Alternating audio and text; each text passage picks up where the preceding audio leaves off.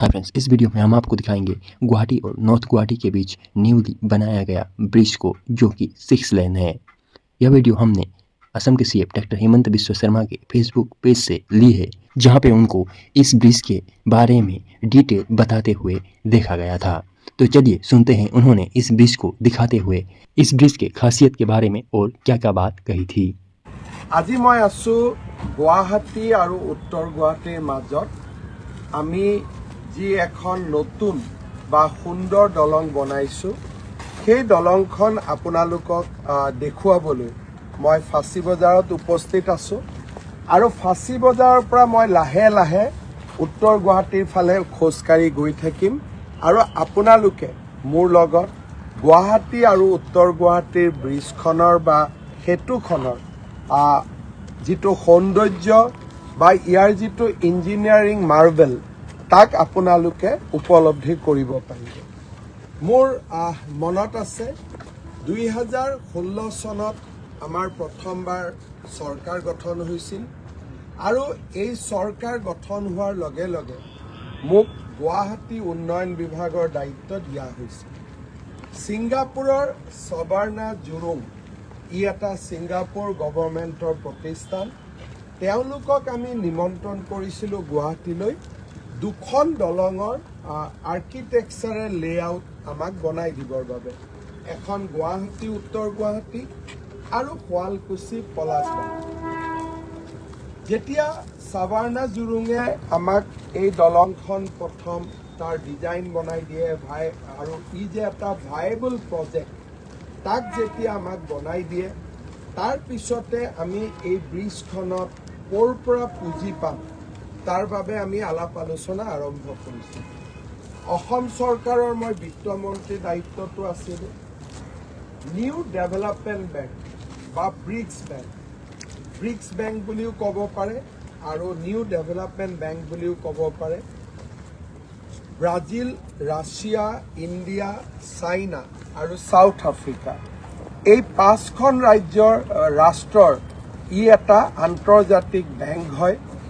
এই আন্তৰ্জাতিক বেংকে গুৱাহাটী আৰু উত্তৰ গুৱাহাটীৰ মাজৰ সেতুখনৰ পুঁজি মঞ্জুৰ কৰিবলৈ সন্মত হয় আৰু এই পুঁজি বেংকে 80% দিব, ৰাজ্য চৰকাৰে 20% দিব।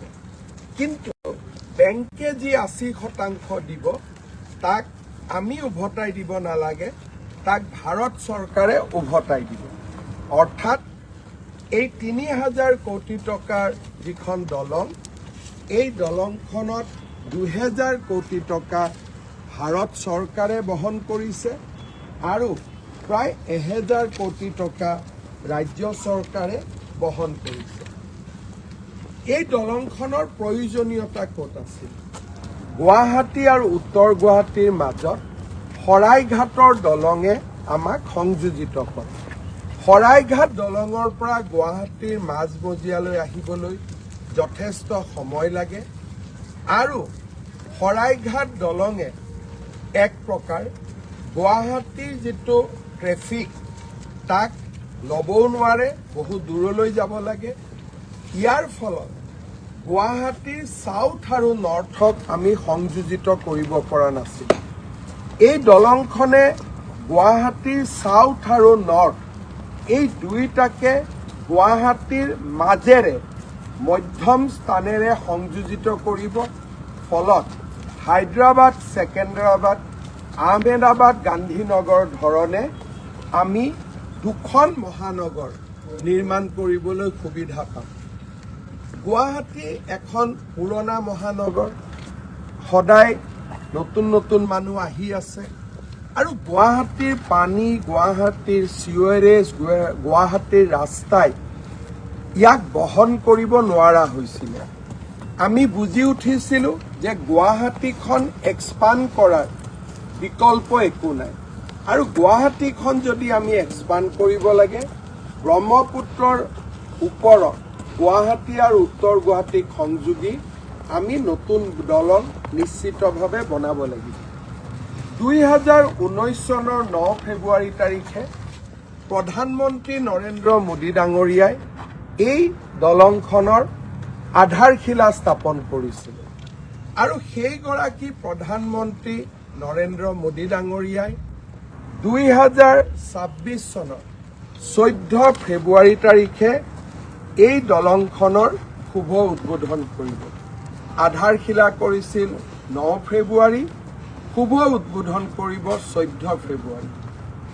এই দলংখন কামৰূপৰ আটাইতকৈ বিখ্যাত সম্ৰাট বা নৃপতি কুমাৰ ভাস্কৰ বৰ্মাৰ নামত ৰাজ্য চৰকাৰে উৎসৰ্গা কৰিছে। কুমাৰ ভাস্কৰ বৰ্মা কামৰূপৰ ৰজা আছিলে, সম্ৰাট আছিলে। সম্ৰাট হৰ্ষবৰ্ধনৰ সৈতে তেওঁৰ সম্পৰ্ক আছিলে আৰু হৰ্ষবৰ্ধনে পতা ধৰ্মসভাত কুমাৰ ভাস্কৰ বৰ্মাক ইন্দ্ৰৰ আসনখন হৰ্ষবৰ্ধনে এৰি দিছিলে।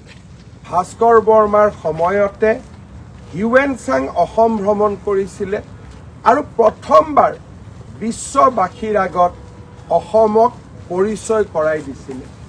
তেনে এজন মহান সম্ৰাটৰ নামত এই সেতুখন আমি উৎসৰ্গা কৰিছোঁ। এই ব্ৰিজখনৰ কেইবাটাও নতুন দিশ আছে। যদি আপোনালোকে গুৱাহাটী আৰু উত্তৰ গুৱাহাটী বা আমিনগাঁৱৰ ব্ৰিজখন চাই, তাৰ তুলনাত ই প্ৰায় 200 মিটাৰ বহল, অৰ্থাৎ ই এখন 6 লেন ব্ৰিজ। মই য'ত থিয় হৈ আছোঁ তাত উত্তৰ গুৱাহাটীৰ পৰা গাড়ী আহিব। ইয়াত এটা লেন, 2টা লেন, 3টা লেন আৰু ঠিক সেইধৰণে গুৱাহাটীৰ পৰা উত্তৰ গুৱাহাটীলৈ যোৱাৰ বাবেও 3টা লেন, অৰ্থাৎ এই দলংখন হৈছে 6 লেন। শৰাইঘাটৰ দলং 2খন দলং, কিন্তু এখন দলং ক'ব গ'লে 2 লেন। পুৰণা যেতিয়া শৰাইঘাটৰ দলং আছিলে, আপোনালোকে জানিছিলে যে তাত এটা লেনেদি আহিব পাৰি, এটা লেনেদি যাব পাৰি। আৰু নতুন এখন দলং বনোৱা হ'ল, তেতিয়া সি 4 লেন যুক্ত হ'ল। কিন্তু 2খন দলং আৰু 4টা লেন, ইয়াত এখন দলং আৰু 6টা লেন। ইয়াত এই কাম কিহৰ কাৰণে সম্ভৱ হৈছে?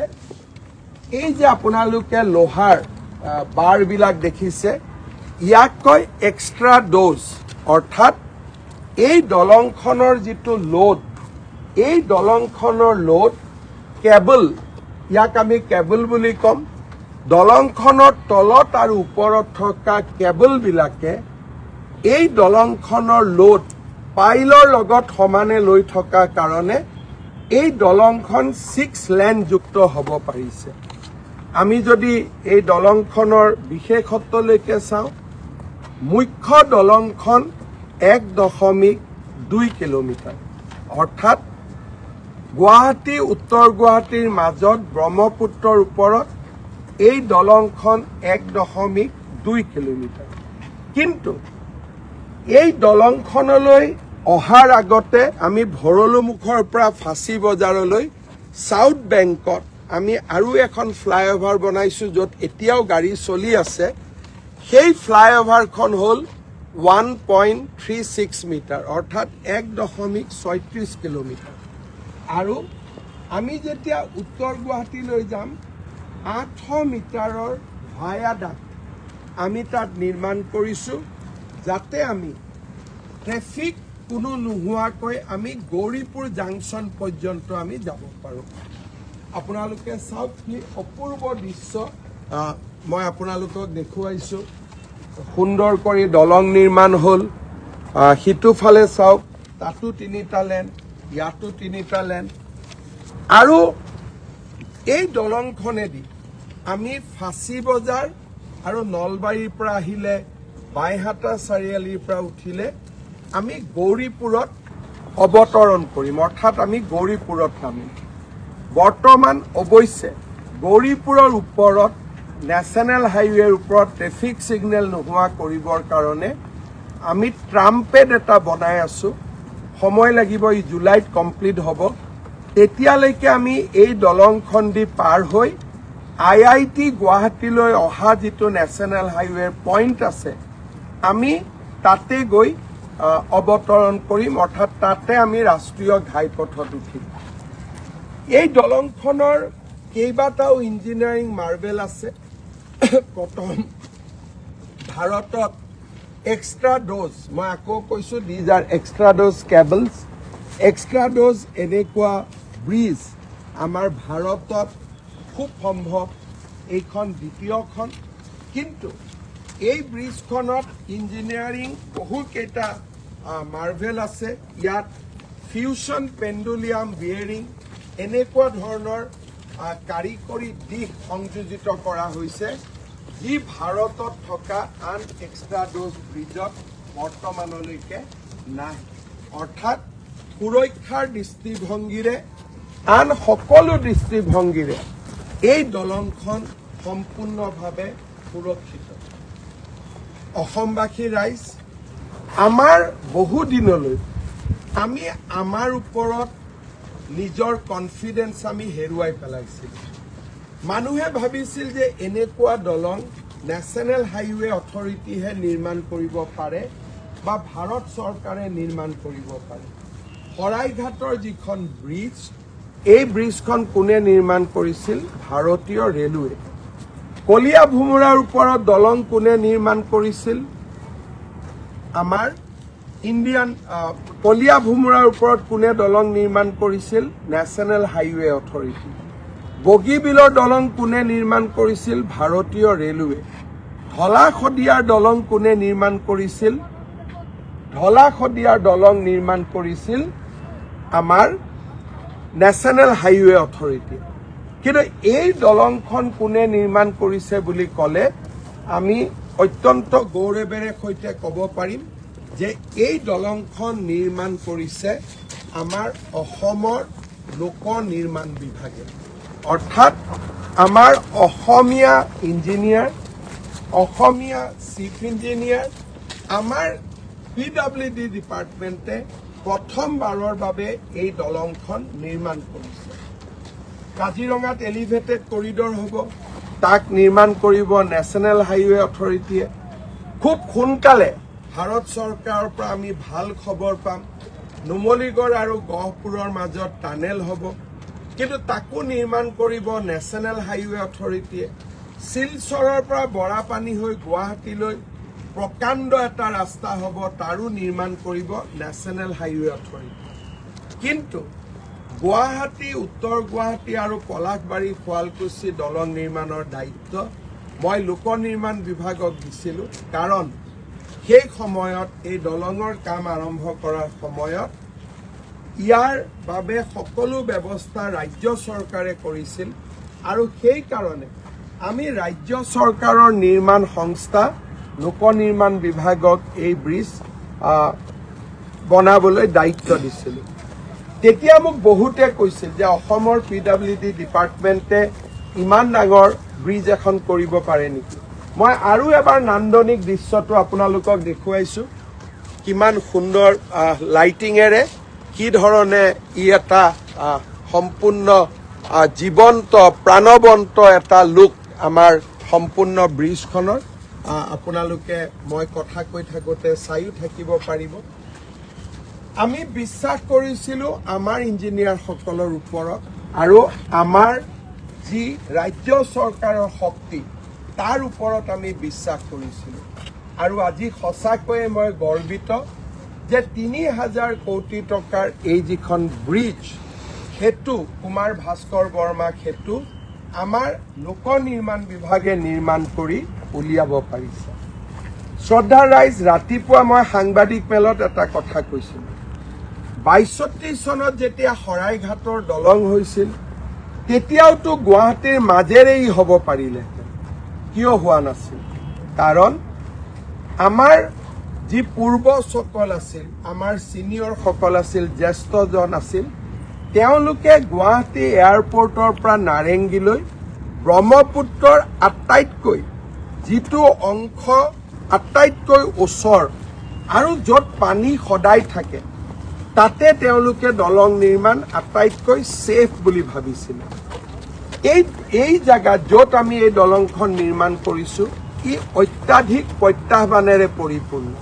কাৰণ আপোনালোকে দেখিব ব্ৰহ্মপুত্ৰৰ পানী কেতিয়াবা চাউথত নোহোৱা হয় আৰু দক্ষিণ পাৰটো বামেদি বাম হৈ পৰে আৰু কেতিয়াবা পানীয়ে সোঁত সলাই উত্তৰ গুৱাহাটীখন বাম কৰি পেলাই বা কেতিয়াবা উত্তৰ গুৱাহাটীৰ ফালটো খৰস্ৰোতা কৰি পেলাই ফলত পাইলবিলাকৰ ওপৰত বানপানীৰ সময়ত যেতিয়া বানপানী শেষ হয় যি ডিক্লাইন ৱাটাৰ বা কমি যোৱা পানীয়ে এটা ঘূৰণীয়া চক্ৰৰ সৃষ্টি কৰে আৰু পাইলছবিলাকক বা পাইলবিলাকক দুৰ্বল কৰি তোলে সেইকাৰণে এই স্থানত দলং এখন নিৰ্মাণ কৰাটো অত্যন্ত প্ৰত্যাহ্বানমূলক আছিল কিন্তু আমাৰ ইঞ্জিনিয়াৰসকলে বা আমাৰ কনষ্ট্ৰাকশ্যনৰ যি দায়িত্ব আছিল তেওঁলোকে ইয়াক আজি সম্ভৱ কৰি তুলিলে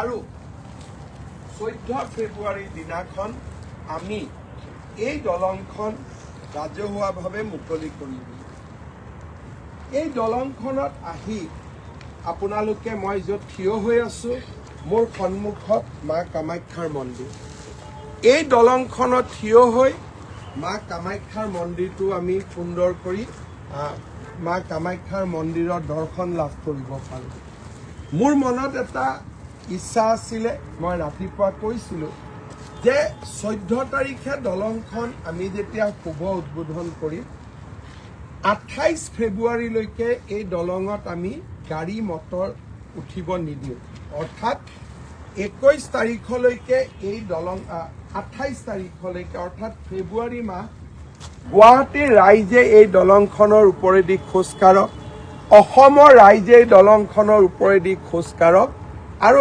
নিৰ্মল আৰু পবিত্ৰ বতাহ ইয়াতে সেৱন কৰক 1 মাৰ্চৰ পৰা গাড়ী অহা যোৱা কৰিব কিন্তু বাছ আৰু ট্ৰাক এই দলংখনত আমি অহাটো বিচৰা নাই কাৰণ ই গুৱাহাটীৰ শুক্লেশ্বৰ ঘাটত অভূতপূৰ্ব যান জঁটৰ সৃষ্টি কৰিব আমি বিচাৰিছোঁ যে বাছ আৰু ট্ৰাক বৰ্তমানৰ শৰাইঘাটৰ দলঙেদি চলি থাকক 4 চকীয়া 3 চকীয়া 2 চকীয়া এই গোটেইখিনি আমাৰ এই দলঙেদি অহা যোৱা কৰিব পাৰিব মাজতে প্ৰতিদিন বাতৰি কাকতে লিখিছিল যে ইয়াত টোল ল'ব আমি ইয়াতে এই দলংখনেদি অহা যোৱা কৰিবৰ বাবে কাৰো পৰা আমি 1 পইচাও নলম খালি বাছ আৰু ট্ৰাক যদি আহিব খোজে তেতিয়াহে আমি টোল ল'ম অৰ্থাৎ যাৰ গাড়ী আছে স্কুটাৰ আছে মটৰচাইকেল আছে